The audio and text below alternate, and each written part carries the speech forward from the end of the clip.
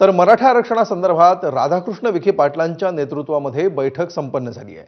Satara gadget लागू करण्यासंदर्भात निर्णय होण्याची शक्यता आहे। समज गैरसमज दूर करत मराठा आरक्षणासंदर्भात सातारा गॅझेट लागू करण्याच्या हालचाली सुरू असल्याचं कळत आहे। जिल्हा परिषद निवडणुकीनंतर सातारा गॅझेट लागू करण्यासंदर्भात निर्णय होण्याची शक्यता आहे। स्थानिक स्वराज्य संस्थांच्या निवडणुकीमुळे सातारा गॅझेट लागू करण्यामध्ये अडचणी असल्याचंही समोर येत आहे।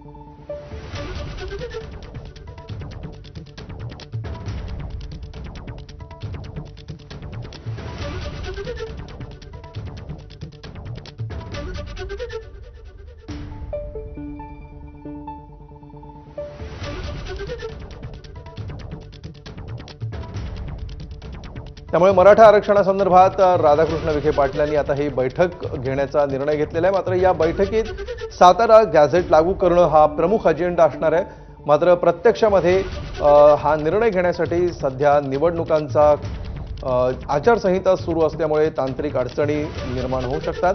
त्यामुळे या निवडणुकांनंतर आता याबाबत बैठक होण्याची निर्णय होण्याची शक्यता आहे।